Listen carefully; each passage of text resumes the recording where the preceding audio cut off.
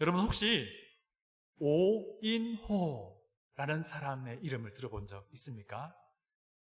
공교롭게도 저와 성씨가 같긴 한데요, 저는 아무 관계가 사실 없는 분이신데요, 오인호라는 분은요 누구냐면요, 아주 옛날에 미국의 유학생이었던 사람이에요. 때가 언제였냐면요, 1958년도에 한국에서 미국으로 온 유학생이었어요. 이 오인호는요, 전쟁이 막 끝난 아주 가난한 나라 한국에서 미국으로 온 겁니다. 그때 나이가 26세였어요. 이 한국 청년 오인호는요, University of Pennsylvania의 대학원생이었어요. 굉장히 대단하죠, 그 당시에. 그런데 4월 어느 날 밤이었습니다. 1958년 4월 어느 날 밤, 한국으로 보내는 편지를 우체통에 넣고 막 돌아서려는 순간에 그 지역에 11명의 청소년 아이들이 오인호를 집단 구타를 하고요, 결국 그 자리에서 사망하게 돼요. 이 일 때문에 그 필라델피아 지역사회 전체가 막 분개하기 시작했습니다. 오인호를 살해한 그 청소년들에 대해서 막 분노하게 되었어요. 아니, 어떻게 이런 일이, 이 아이브리그 커뮤니티에서 이런 일이 일어날 수 있나, 이런 이제 분개가 일어나게 되었습니다. 그래서 여론이 어떻게 되냐면요, 그 사람들 아무리 어려도 다 사형에 처해야 돼, 이런 이제 분위기가 형성이 된 채 재판이 진행되고 있었어요. 그런데 한국에서 그 옛날 1958년도에 한국에서 편지 하나가 오는데요, 그 편지는 탄원서였어요. 퍼티션이었어요. 재판부에게 전해지는데요, 그것은 오인호의 부모와 오인호의 다른 어르신, 가족들 총 22명의 이름으로 보내어진, 재판부에 보내어진 탄원서 편지였어요. 그 탄원서 내용은 뭐냐면요, 이 11명의 청소년들을 미국법이 허락하는 범위 안에서 최대한 선처해달라는 그런 탄원서였어요. 제가 그 중에 일부를 발췌해 드립니다. 우리는 너무 슬픕니다. 인호의 못다 핀 청춘 때문이기도 하지만 그들이 구원받지 못한 상태에서 마비된 인간성으로, 마비된 양심으로 인호를 살해했다는 것 때문이기도 합니다. 그들을 구원하고 그들의 마비된 인간성에 생명을 불어 넣어줄 수만 있다면 우리는 그 어떤 도구로도 사용될 수 있으면 하는 바람입니다. 우리 가족은 인호를 죽인 청소년들이 풀려날 수만 있다면 그들이 종교, 교육, 직업, 사회적인 보살핌과 교육을 받을 수 있도록 돕는 기금을 마련하기로 결정했습니다. 대단하지요? 오인호의 부모님뿐 아니라 다른 어르신들, 가족들도요, 정말 고귀한 결정을 한 것 같습니다. 이들이 과연 그리스도인이었을까요? 제가 찾아보니까 이들은 정말 신실한 그리스도인 가정이었어요. 명품 그리스도인 가문이라고도 할 수 있는 것 같아요. 우리 모두가 그런 가정 될 수 있기를 축복합니다. 예수님은요, 제자들의 발을 씻기셨잖아요.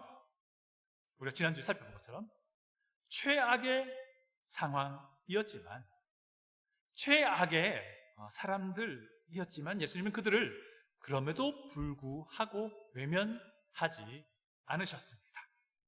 예수님이 친히 낮아지시고 겸손하시고 섬기는 그런 사랑의 본을 보여주셨습니다.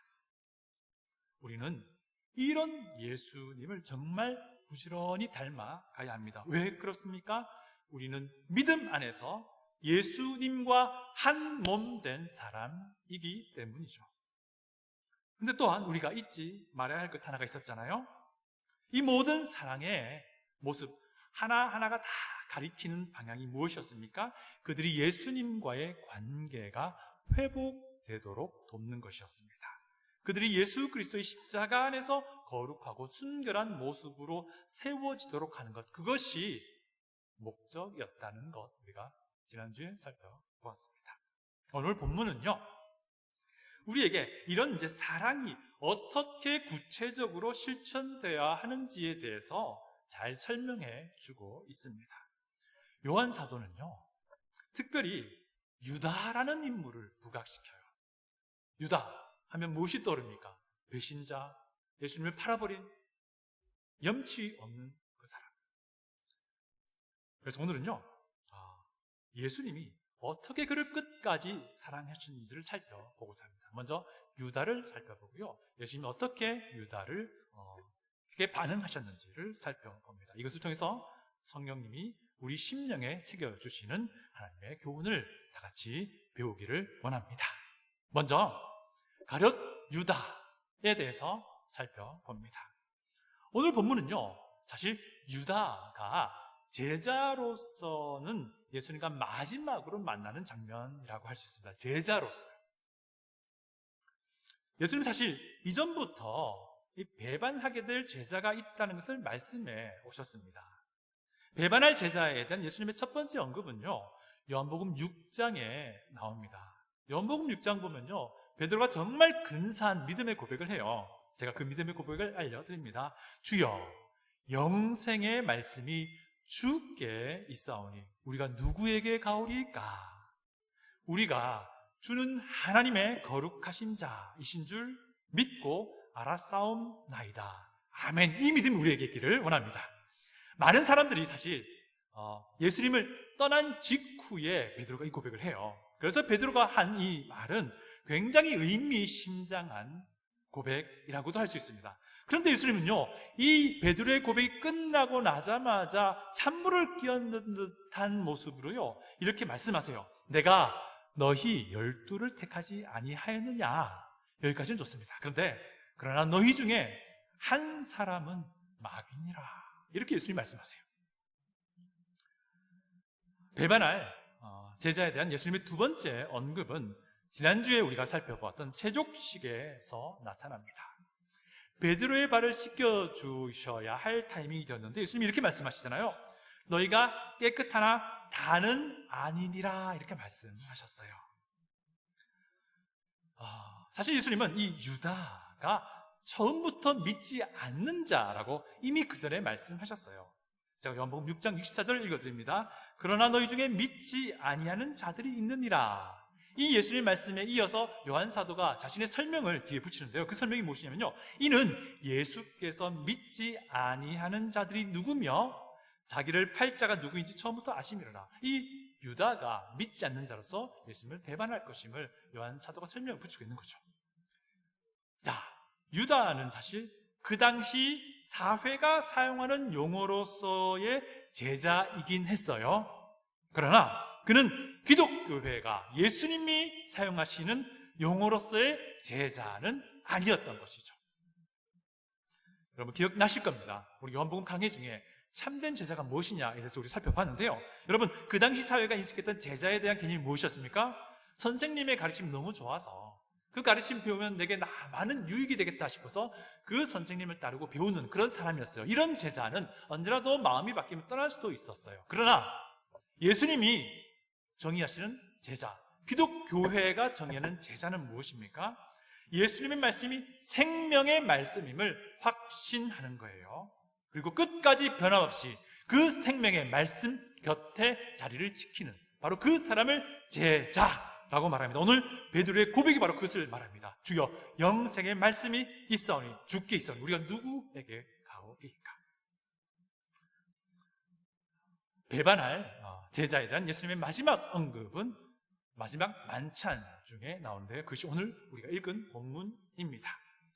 세족식이 다 끝이 났어요. 예수님 발을 다 씻겨주셨습니다. 그리고 이제 식사가 시작이 되어야 할 타이밍이 되었습니다. 그런데 그때 예수님이 갑자기 시편 41편의 한 부분을 인용을 하세요. 다 같이 우리 18절을 읽어보겠습니다. 18절입니다. 지금부터 일이 일어나기 전에 미리 죄송합니다. 18절입니다. 시작. 내가 너희 모두를 가리켜 말하는 것이 아니니라. 나는 내가 택한 자들이 누구인지 알미라. 그러나 내 떡을 먹는 자가 내게 발꿈치를 들었다 한 성경을 응하게 하려 하는 것이라. 내 떡을 먹는 자가 내게 발꿈치를 들었다. 이 부분이 예수님이 인용하신 부분이에요. 시편 41편 9절 중에도 그 일부예요. 여러분 혹시 좀 도전을 드리고자 하는데요. 여러분 성경을 읽다가 지금처럼 다른 성경이 인용되는 부분을 많이 만나셨을 거예요. 그러면 여러분 어떻게 하십니까? 그냥 쭉 읽어 나가십니까? 아니면 그 인용된 본문의 성경도 한번 찾아보십니까? 여러분 제가 좀 도전 드리기 원합니다.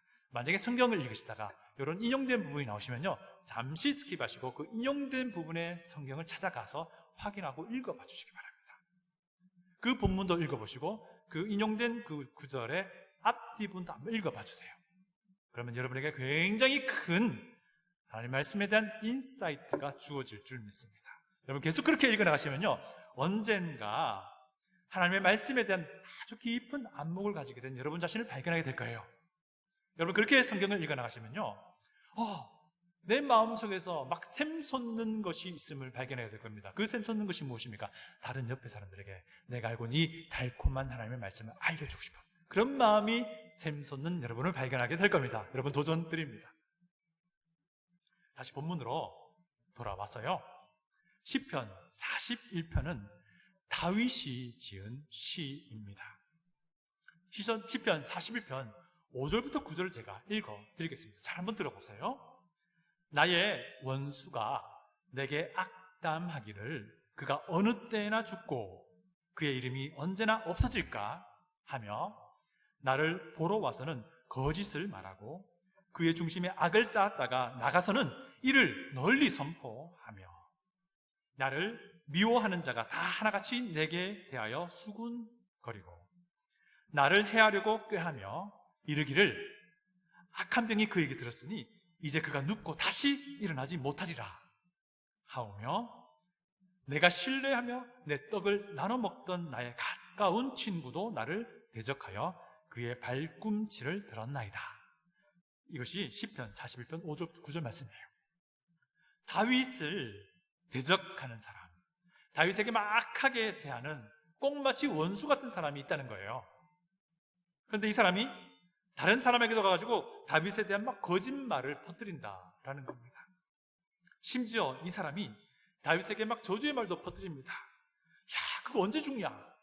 이렇게까지 말을 한다는 겁니다. 다윗이 병이 났으니 이제 곧 죽게 될 거야. 그런데 이게 웬일이에요? 그 사람이 다름 아닌 다윗이 신뢰하며 동고동락했던 친구였다는 거예요. 이게 너무 충격적이죠. 그의 이름은요, 아히도벨이라는 사람이에요. 제가 사무엘하 16장 23절 읽어드릴게요. 한번 들어보세요. 그때의 아히도벨이 베푸는 계략은 사람이 하나님께 물어서 받은 말씀과 같은 것이라. 아히도벨의 모든 계략은 다윗에게나 압살롬에게나 그와 같이 여겨서더라. 이게 어떤 배경이냐면요, 다윗의 아들 압살롬이 아버지 왕을 배신하잖아요. 그래서 다윗이 쫓겨납니다. 그리고 그 사이에 압살롬 아들이 다윗 국전을 차지해요. 이때 일어난 일을 묘사하고 있는데요, 무엇이냐면 이 아히도벨이라는 사람은 다윗에게 아주 믿음직한 신하였어요. 그래서 이 말을 하는 겁니다. 아히도벨의 모든 계략은 다윗에게나 그와 같이 이루어졌다. 하나님이 주신 말씀 같았다. 압살롬에게도 그와 같았다. 이게 무슨 말이냐면요, 이 아히도벨이 마음을 돌이켜 버린 겁니다. 자기가 충성했던 왕 다윗이 쫓겨나는 거 보니까 이제 내가 충성해야 될 사람은 그 아들 압살롬이겠구나 싶어서 배신하게 된 거예요.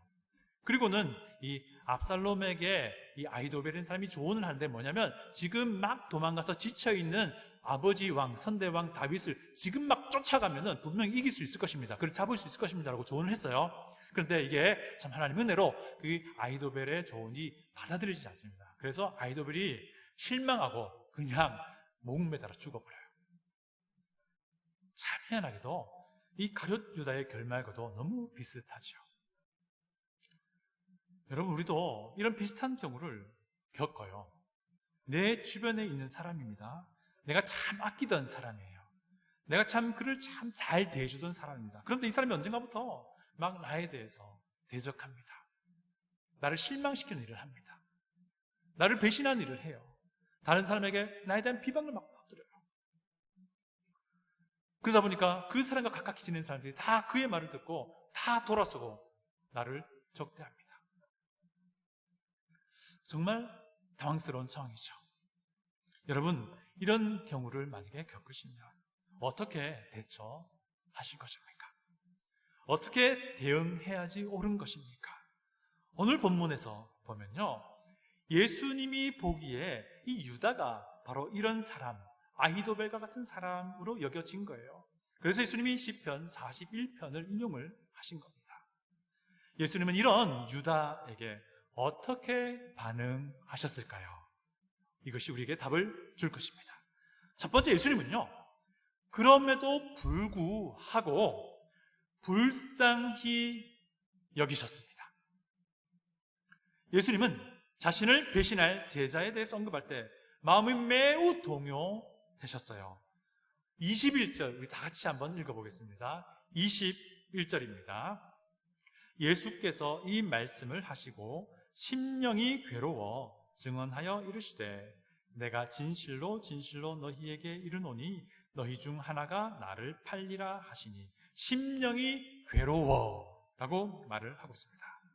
시편 41편을 이제 인용하고 나서 예수님이 제자의 배신에 대해서 한 번 더 말씀을 하시는데요, 그때 예수님 마음 안에 큰 소용돌이가 막 일어난 거예요. 그래서 심령이 괴로워 라고 표현을 하고 있습니다. 여러분, 요 괴로워라는 이 단어 우리가 요한복음 강의하면서 한번 살펴봤던 바로 그 단어예요. 뭐냐면 타라소라는 단어인데요, 이건 뭐냐면 이 엄청난 마음의 격변 직후에 일어나는 그 사람의 감정을 표현하는 그런 단어예요.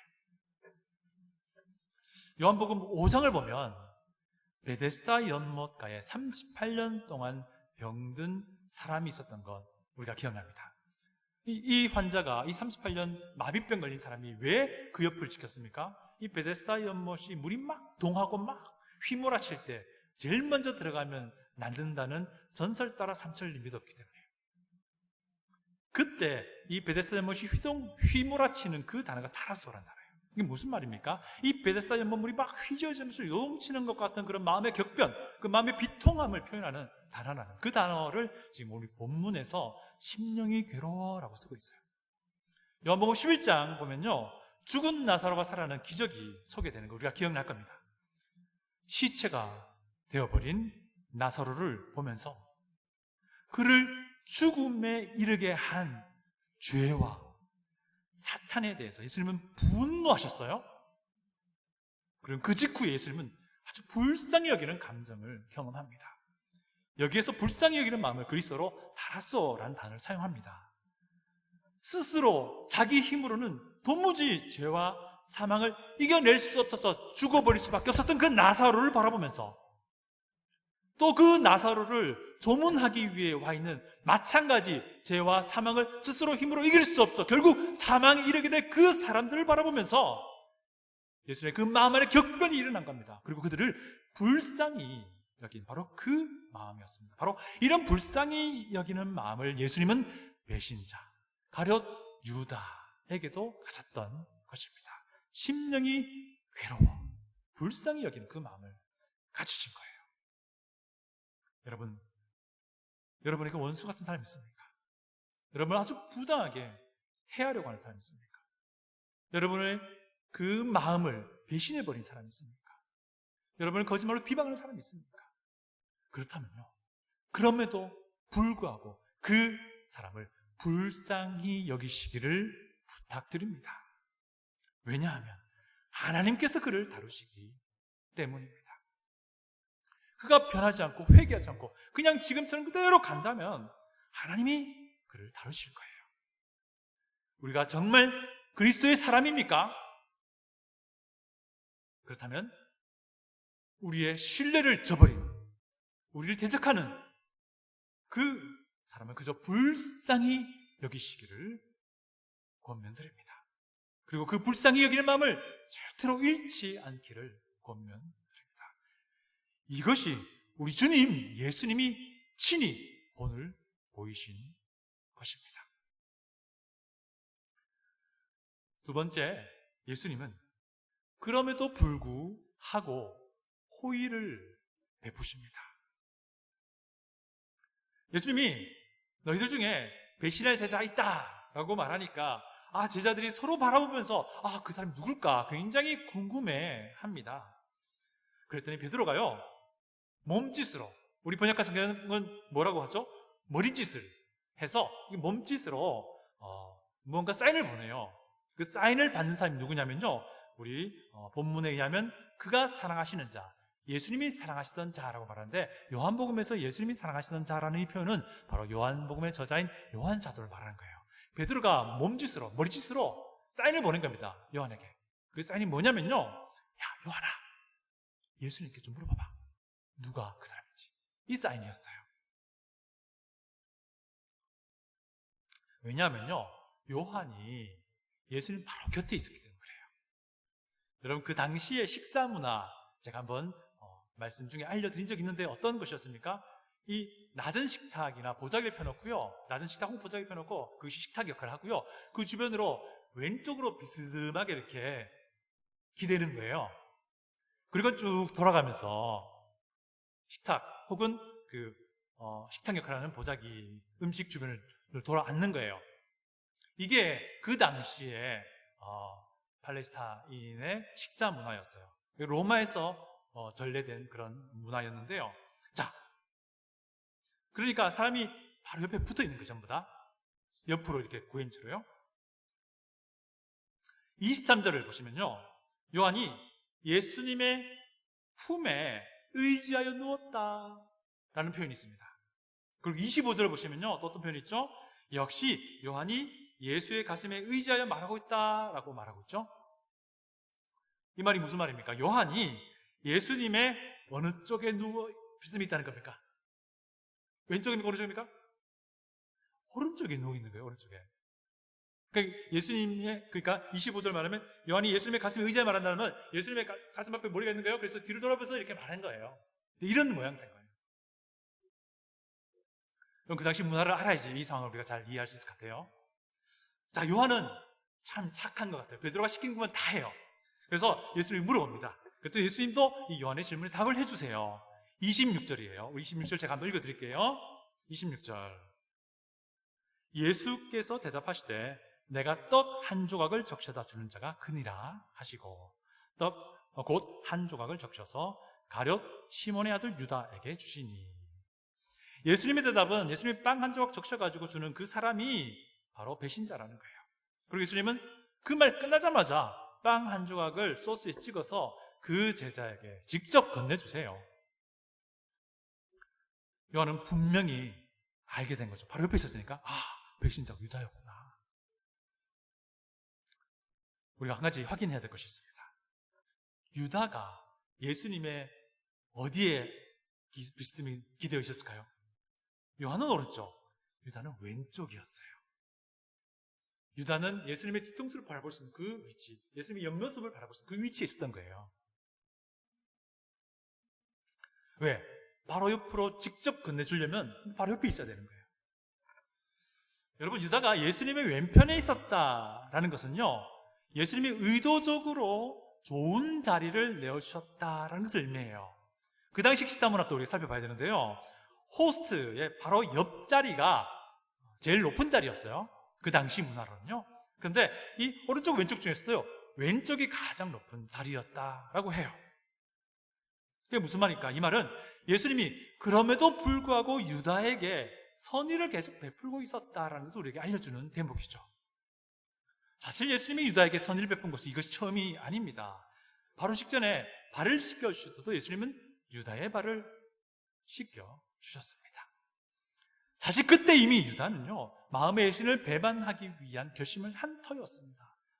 여러분, 이것이 예수님이 배신자 유다를 대한 방법이었어요. 여러분에게 이런 사람이 있습니까? 여러분에게 비상식적으로 대응하는 사람이 있습니까? 여러분을 공경에 빠뜨린 사람이 있습니까? 여러분의 그 사랑과 여러분의 그 아낌을 저버린 사람이 있습니까? 여러분, 그럼에도 불구하고 여러분의 선의를 베푸시길 바랍니다. 그것이 너무 힘들고 어렵습니까? 그러면 하나님 앞에 무릎 꿇고 그를 위해서 기도하시길 바랍니다. 그를 위한 기도를 저버리지 마시기 우리가 진짜 그리스도의 사람입니까? 그렇다면 우리가 해야 할 일은 우리 주님 예수님께서 우리에게 보이신 그 발자취, 그 본을 따라 가는 것입니다. 왜 그렇습니까? 우리는 예수님과 한 몸 된 믿음의 사람이기 때문입니다. 세 번째, 예수님은 그럼에도 불구하고 관계의 손, 교제의 손을 내미셨어요. 예수님은 자기가 소스에 빵을 찍은 그 빵을 건네주는 그 사람이 배신자라고 말씀하시고 그대로 즉시 유다에게 빵을 건네주잖아요. 다시 한번 26절 제가 읽어드립니다. 26절입니다. 예수께서 대답하시되 내가 떡 한 조각을 적셔다 주는 자가 그니라 하시고 곧 한 조각을 적셔서 가룟 시몬의 아들 유다에게 주시니라. 여러분, 또 당시 식사 문화를 좀 우리가 봐야 될 것 같아요. 그 당시 식사 문화에서요, 호스트가 빵을 소스에 찍어서 먹기 좋게 직접 건네주는 그 행위는요, 굉장히 친한 친근감을 표현하는 그런 문화였대요. 그 당시 식사 문화 그랬대요. 굉장히 깊은 우정을 표현하는 그런 방법이었대요. 그렇다면요, 예수님이 빵을 직접 찍어서 유다에게 직접 건네준 것은요, 유다를 향한 예수님의 사랑의 표현이었다라고 할 수 있는 거죠. 1절에서 설명한 것처럼요, 예수님은 유다를 사랑하시되 정말 말 그대로 끝까지 사랑하신 거예요. 예수님은 끝까지 유다에게 교제의 손을 내밀었던 거예요. 그럼에도 불구하고 예수님은 유다를 향한 관계의 문을 닫지 않았다는 겁니다. 이거 굉장히 중요합니다. 우리가 누군가의 관계의 문을 내가 닫아버린다면, 내가 마음을 닫아버리면요, 굉장히 불행한 일이에요. 왜 그렇습니까? 예수님은요, 이 세상의 모든 사람들을 위해서 십자가를 지셨어요. 예수님의 그 죽음과 부활은요, 이 세상 모든 사람에게 열려있는 문입니다. 예수님은 이 구원의 문을 모두에게 열어놓고 기다리는 분이세요. 그런데 우리가 그 관계의 문을 내가 닫아버리면요, 그것은 예수님의 이 십자가의 사역과는 정반대가 되어버리는 겁니다. 여러분, 관계를 닫아버리면 그들을 불쌍히 여길 수 없어요. 여러분, 관계의 문을 닫아버리면요, 나를 대적하는 그들에게 선의를 베풀 기회조차 없어요. 여러분, 그런데 더 중요한 문제 있습니다. 예수님이 소스에 찍은 그 빵을 유다에게 직접 건네준 것은요, 유다에게는 마지막 기회였어요. 무슨 기회입니까? 회개의 마지막 기회였다는 것입니다. 이런 방법으로 예수님은 마지막까지 악을 선으로 갚으신 거죠. 그런데 이것이 유다에게는 기회가 된 겁니다. 회개의 기회가 된 거라는 거죠. 유다가 이 상황에서 회복될 수 있는 유일한 방법이 무엇입니까? 돌아서는 거예요. 회개하는 것이에요. 예수님의 이 행위가 그에게는 기회가 되었다라는 것이죠. 그러나 안타깝게도 유다는 예수님이 내민 그 교제의 손을 거부하게 됩니다. 그리고 하나님의 심판을 자초합니다. 유다의 내면의 결정을 이미 알고 계셨던 예수님은요, 이렇게 말씀하세요. 27절 보시면요, 네가 하는 일을 속히 하라 라고 말씀하십니다. 또 이 유다의 결정을 요한 사도 역시 다음과 같이 설명을 하는데 굉장히 의미심장해요. 30절을 보시면요, 이렇게 말씀합니다. 유다가 그 조각을 받고 곧 나가니 밤이러라. 밤이러라. 이 부분은 요한 사도의 설명이에요. 이게 무슨 말입니까? 물론 저녁 식사였기 때문에 유다가 나간 그 시점이 밤이 될 가능성이 굉장히 많습니다. 그러나 이 표현은요, 유다가 예수님이 내민 그 손, 즉 빛을 거부하고 밤을 향해 내려갔다라는 그런 안타까운 사실을 드러내는 표현인 거죠. 여러분, 우리는 유다와 같은 사람 되지 않길 바랍니다. 유다와 같은 사람 되지 않길 바랍니다. 여러분, 우리는 지금까지 살아오면서 유다와 같은 사람을 만난 적이 있을 거예요. 왜 없겠습니까? 이민생활 하시면서 얼마나 많은 일 겪으셨습니까?